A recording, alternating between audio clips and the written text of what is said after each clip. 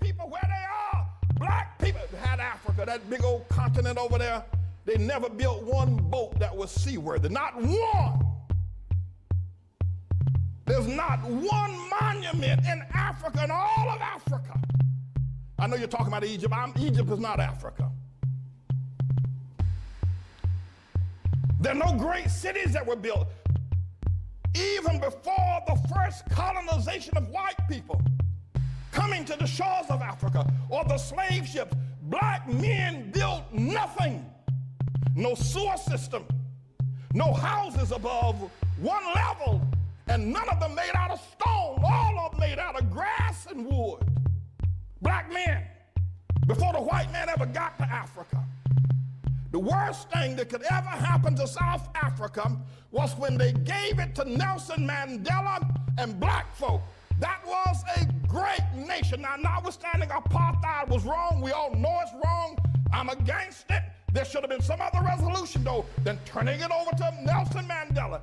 Disease, AIDS, and crime is running wild in Johannesburg. They're killing one another over there. They're dying of sickness. The government is mismanaged. The people who ran the nation are now leaving the nation because black folk don't know how to run no nation. They don't know how, and we need to admit it. I know you don't like it, but you need to stop shucking and jiving. We got a problem. Nigeria produces oil every year, yet the children over there are hungry and pot-bellied and walking barefoot. We got a problem. You talk about the Hutus and the Tutsis. Look what's going on in Zimbabwe now with Mugabe. We got a problem, black folk. And forget about Zimbabwe and South Africa, Nigeria. Look at what y'all have done in Harlem. You can't even hold on to Harlem. We got a problem. Black folk don't understand the world. You can get mad with me all you want. You can say what you, but you can't prove me wrong. Now, I'm not saying this because I hate black folk. I'm saying it because I love you enough to tell the truth. And the only person going to ever help us get out of the situation is going to be God. There's something wrong with the black man's mind. There's something wrong with his mind. He does not understand the world. He doesn't. I don't care if he learned medicine. He doesn't understand the world. He can't even hold on to Harlem. When he was here, he moved out. We got to talk to the Lord. People, we got to talk to God. And black women, Shirley Chisholm, Harriet Tubman, Coretta King, one of her boys. Yeah, okay, then we got a black president. But you black women, what's wrong with y'all? Y'all gonna let that white woman, what's wrong with you black women voting for Barack? Don't you understand? It should have been a black womb if you're gonna have a black president. What's wrong with you? Y'all ain't got no sense, you black women. Your men treat you like they're dogs, like your dogs. They walk all over you. They make you pay the bills at home, and then the preachers pimp you in the churches and make you pay the bills. Y'all crazy black women buying these black men private jets, the tune of $50 million for a nigga to ride around in a private jet. And you talk about, look at our pastor. What's wrong with y'all women? What's wrong with you? What's wrong with you? And what's wrong with a black man that would take that kind of money out of a poor neighborhood and buy himself a private jet? What's wrong with y'all niggas? What's wrong with you?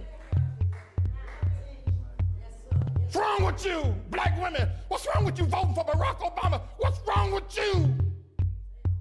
What's wrong with y'all? You niggas are crazy.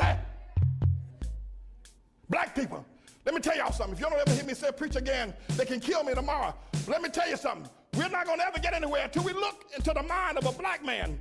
He doesn't think correctly. I don't care what he is. He could be a doctor. He could be an astrophysicist. The nigga ain't got no sense. You talk to him. You talk to a black man. He doesn't understand the world. He's never built anything. The most the black people have ever done, they did it here in America under white people's help. When they were in Africa, they didn't do nothing.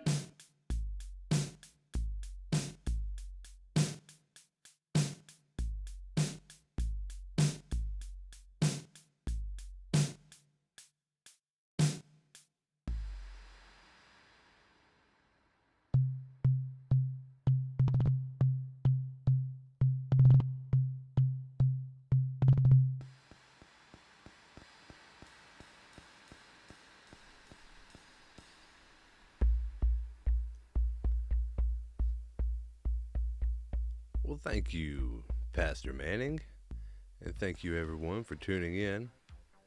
This is great podcast, love it.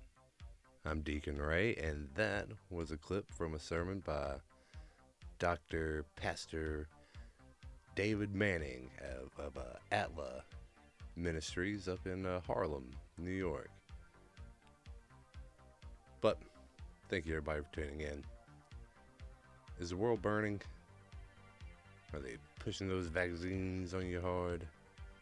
Are the masks back? Yeah, let's not worry about that. Let's talk about the blacks.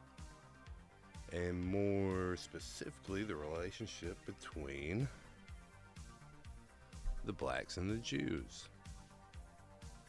I came across this article the other day by, maybe you've heard of him. He's a writer, goes by David Cole. He's a Jew, but I guess what some would say, if it's possible, one of the good ones. Now, David's been around for a while. He's been around at least since the early 90s. Got labeled as the Jew-hating Jew, Holocaust denier, blah, blah, blah, all that. But he wrote a heck of an article here called The Dysgenic Duo in Tacky's magazine. And I just want to read a little bit of it to see what everyone thought of it. It starts out with, can Americans survive blacks and Jews? Nope. All right, thanks for reading, folks. See you next time. Actually goes on further. Just says, I never speak much about my family, mainly for privacy reasons. I talk a lot about my Elvis-killing biological father, Dr. Leon Cole, because I never knew him. He's been dead since 1977. But generally, I'm fairly cagey regarding the family I actually knew. So without being too specific, I'll say that on my maternal grandmother's side, I come from a long line of politically radical Ashkenazi Jews. Marxists, Leninists, atheists, revolutionaries who were quite the hellraisers during World War I and World War II. Jews fortunate enough to live in London and New York City during the 30s because there was a courtesy suite reserved for them at Dachau. But those relatives were unimportant to me growing up. I barely knew them. They were on the East Coast, whereas my mom and I were in LA, and my mom was raised primarily by her Sephardic father, a tradesman who saw politics as what a lazy man does to avoid an honest day's work. Amen.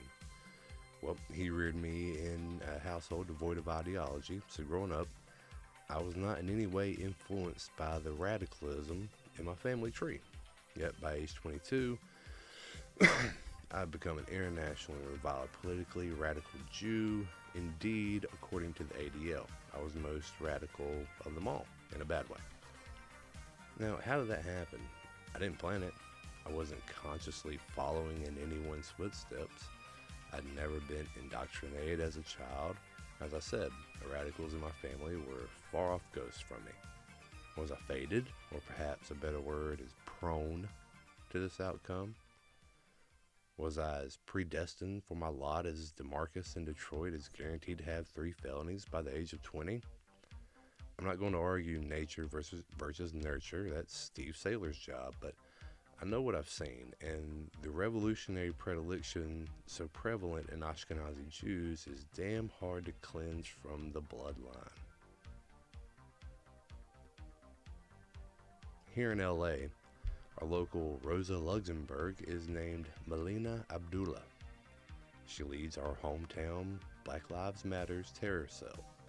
Her real name is Melina Rachel Ryman.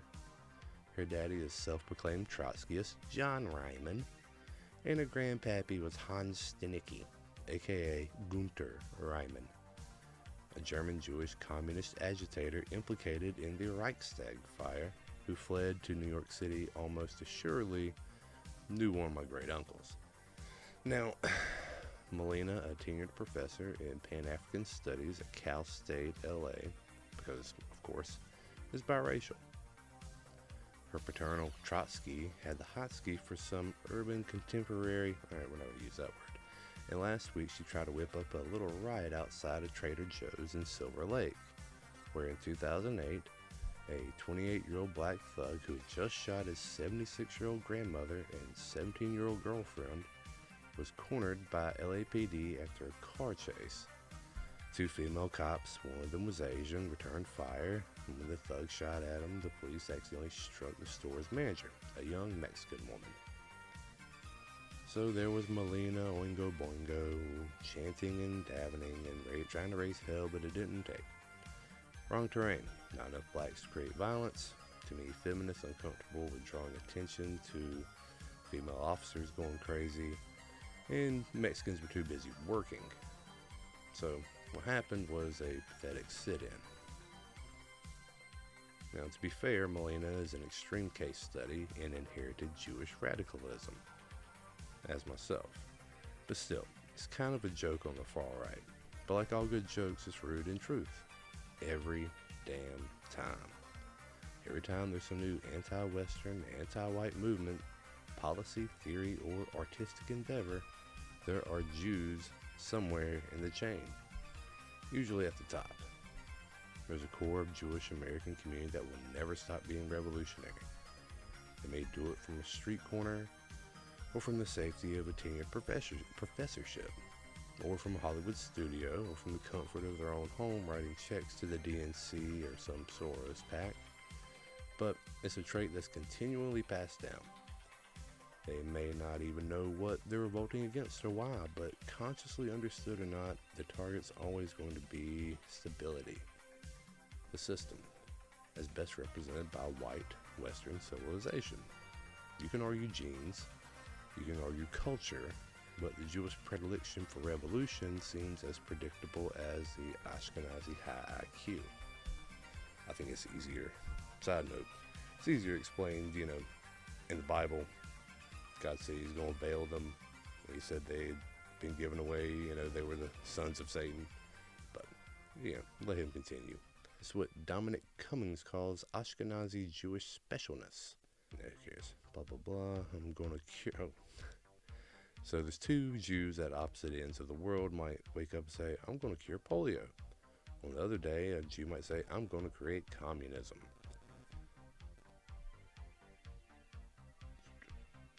Basically, it goes on about the good and the bad. But unfortunately, the bad is very bad. Still, that revolutionary urge inherent in not all but enough Jews would be less destructive if American Jews didn't have a vessel to carry the poison.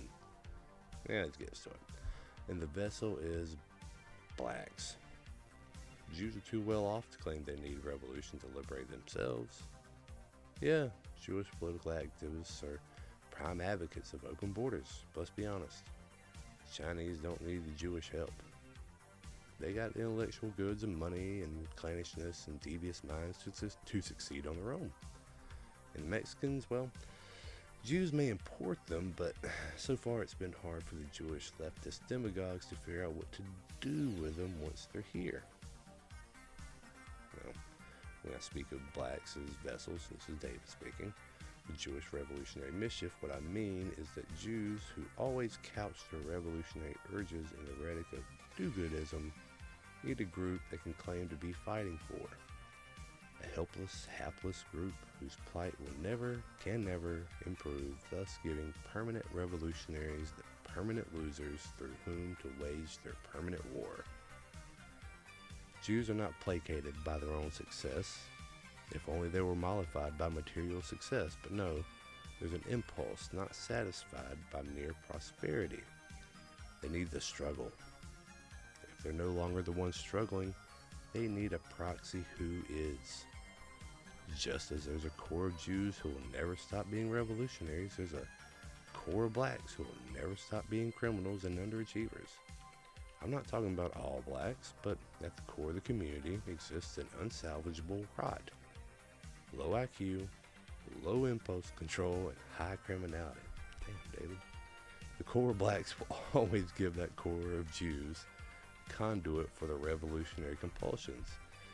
The worst of the present-day anti-West Jews like Soros don't give a damn if a Chinaman is imprisoned in a U.S. jail, or an Indian, or even a beaner.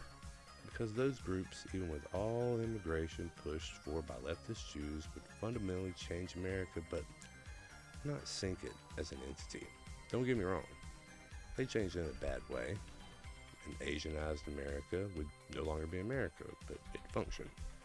Hispanicized America would not be America, but it would function slightly lesser degree. But a black America would fail on its own because that particular group always needs someone else to do the math and grow the food and create the jobs and treat the sick. Of course, non-Hispanic blacks are a stagnant 13% of the population, so there will never be a black America. That's where Jews come in. One can artificially create a black America by making that 13% the standard. Every job, every entrance exam, every skill must be dumbed down so that 13% can do it. The 13% get free passes from arrest and incarceration. All movies and TV shows must involve the 13%. The 13% get veto power over everything. All human endeavors must revolve around the 13%, and nothing can occur that displeases them.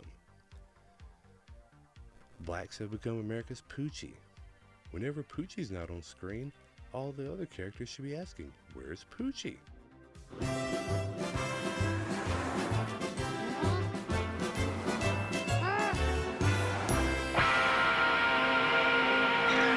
Look, Squidgy, it's our new friend, Poochie. What's that name again? I forgot. The name's Poochie D, and I rock the telly. I'm half Joe Camel and a third Fonzarelli. I'm the kung fu hippie from Gangsta City. I'm a rapping surfer, you the fool I pity. Oh, Poochie is one outrageous dude. He's totally in my face. Wiggity wiggity, word up. Rock on, party. Where are the blacks? Their opinion is what matters. Where there are no blacks, all actions must be based upon what would blacks think. The 13% rule, not by superior numbers or skills, but because the permanent revolutionary class has birthed its most destructive proxy war yet. Black is the failed state we can't pull out of, the Afghanistan without borders. As much part of the U.S. by birthright as any white person, and there's the rub. The smart solution is to salvage the best of the black community and starve the rest. Imprisonment of the inveterate criminals, no welfare for the work-shy and baby factories. The Jewish revolutionary solution is exact opposite. Decarceration, welfare, dispersal. It's a symbiotic relationship. Blacks who could never achieve the level of dominance or importance on their own, and Jews who channel their revolutionary desires through a hopeless people who give them permanent surrogates. The two groups don't have to like each other, but they both profit from their relationship. And neither core is going to change. They're not going to change their nature. At least not in my lifetime or yours. To quote Shakespeare, this is our doom. Blacks and Jews working together, even if unknowingly. Even with both groups driven not by calculated malevolence, but by instinct and character. Partners till the end. Our mutual end.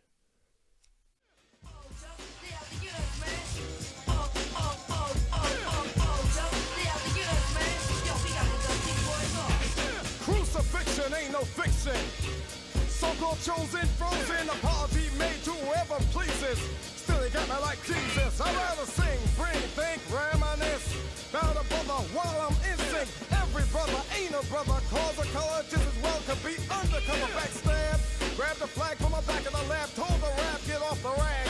Sad to say, I got sold down the river. Still some quiver when I deliver. Never to say I never knew or had a clue. Word was heard plus hard on the boulevard. Lies, scandalizing, basing. Treats of hate who celebrate with Satan. I rope a dope the evil with righteous bobbing and weaving. And let the good get even. Come on down. But welcome to the Terror Dome.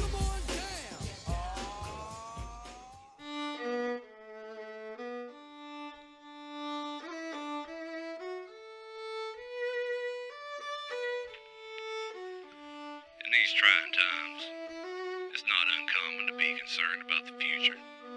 especially when it comes to monies and your investments. That's why you need to call Big Memphis Lyle. That's right, Big Memphis Lyle. He's got all the catfish nickels. He runs all those hush puppy dollars. Fried okra futures? Yes, sir.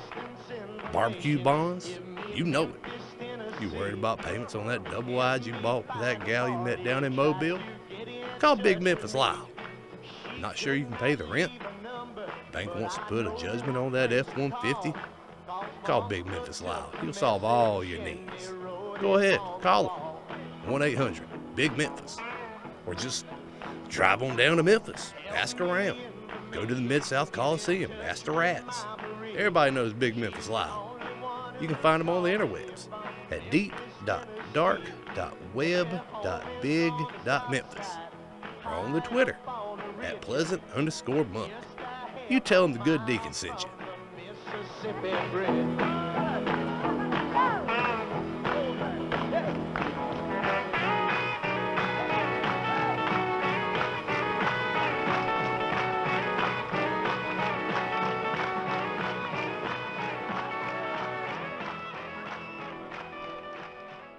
The relationship between blacks and Jews in America goes all the way back to the beginning.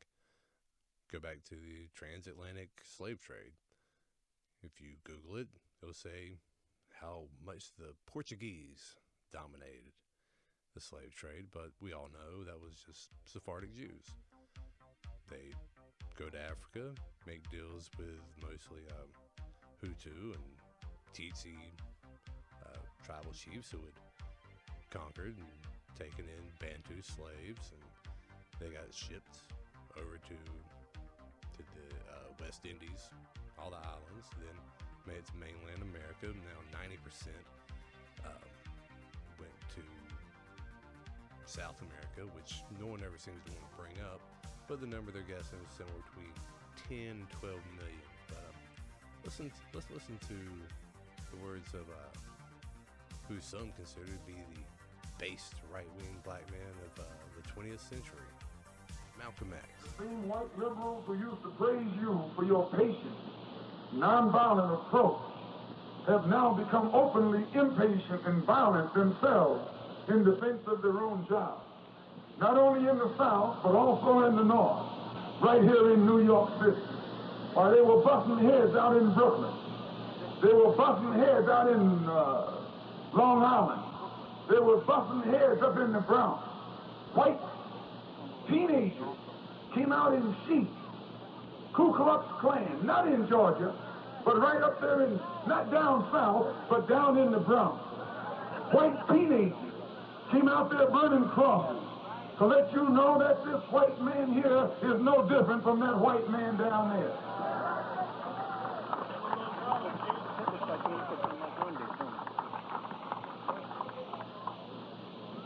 White Nazis, not in Germany, right here in New York City, up there burning crosses, had a carload of guns ready to come at you like they came at the Jews over in Germany. And when they caught those Nazis, they found that one of them was a Jew. And that Jew running around here talking about Nazis, and some of them are nothing but Nazis themselves. You didn't hear them blow that up in the newspaper, did you? No, they tried to quiet it down. Why, when you found Jews who were Nazis, you really found something. In fact, I think you can find a whole lot of them who are Nazis. Always running around here trying to make you get sympathetic for them. But you was a master at that. Make you shed crocodile tears over what happened to him in Germany. You tell him what happened to you right here. You haven't got no time to cry no tears for no Jews. Cry tears for yourself. Let him solve his problem and you solve your problem. Why, they only killed 6 million Jews. Only 6 million Jews were killed by Hitler. Uncle Sam killed 100 million black people, bringing them here. Yeah, 100 million. 100 million. Don't let no Jew get up in your face and make you cry for him. Ask him what happened with his forefathers when our forefathers were being brought over here as slaves. 100 million black people were taken from Africa And when the Civil War was over, there weren't 6 million black people in America. Okay, Malcolm, hold on here. You kind of had something going there for a minute. Aside from Nazi this, Nazi that, blah, blah, I get it. It was part of the context, but I guess math wasn't your strong suit either.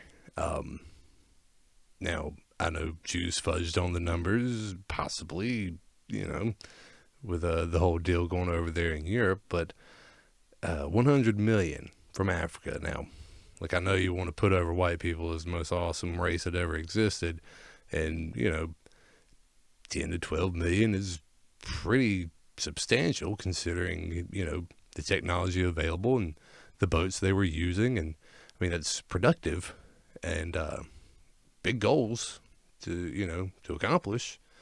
But 100 million, I mean, where are the bodies? And let's not even factor in the fact they got here. Let's not pretend you people didn't breed. There was no abortion clinics. The pill wasn't a thing. So that 100 million had to become 400 million at some point. But once again, I mean, the Jews have pretty good skills with the math. I know that's not your strong suit, but let's get realistic here. There weren't 20 million black people in the Western Hemisphere. What happened to 80 million? Where did they go? Where did they disappear? Why, that dog dropped them in the water and worked them to death. He murdered them. He butchered them.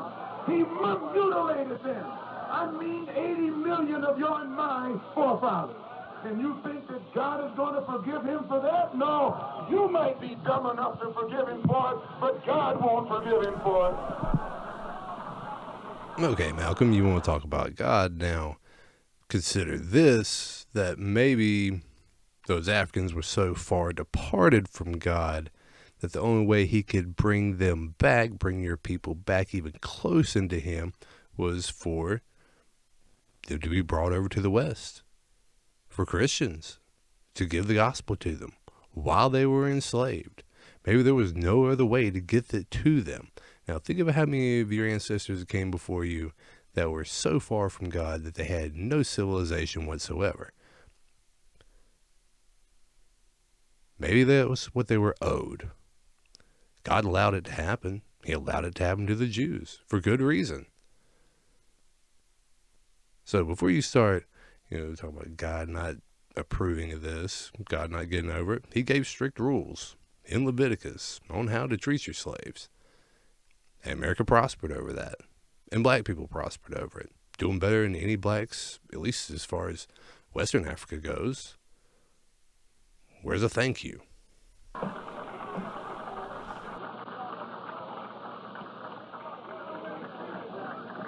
That's why God is after him. 80 million black people dead, murdered. And these Jews got the audacity to run around here and want you to cry for them. Let them go cry for themselves. Tell them if they're interested in your problem that you have some of these stores. Instead of opening stores up all in your neighborhood and robbing your deaf, dumb, and blind. Yes, the Jews do that. And some of them blue-eyed Jews are going to walk away from here and say that I'm saying something anti-Semitic. Anti-hell.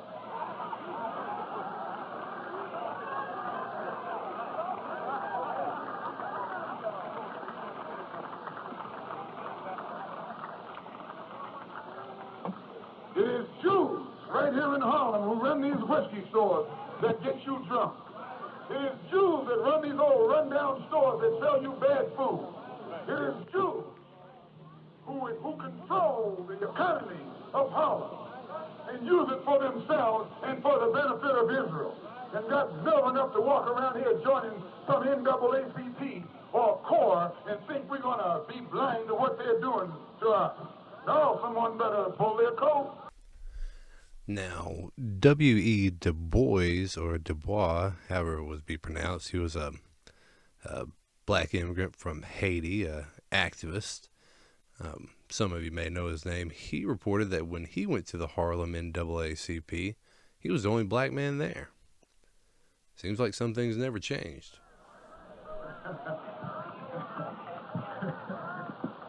Someone better pull their coat before you start pulling some heads. That's not anti-Semitic, that's just plain intelligence. You know, I was on a program here in New York on Channel 13 in which I made a statement concerning how the Jews control about 80% of the economy in most Negro communities across the country. And the Jews organized themselves and wouldn't let that thing come back on Channel 13. It was two interviews. One was done by Baldwin and one was done by me. The one I did two. One was short and one was a 30-minute derivation, 30-minute duration. And at the end of it, you remember Morgenthau jumped up and said that he's not responsible for anything I said.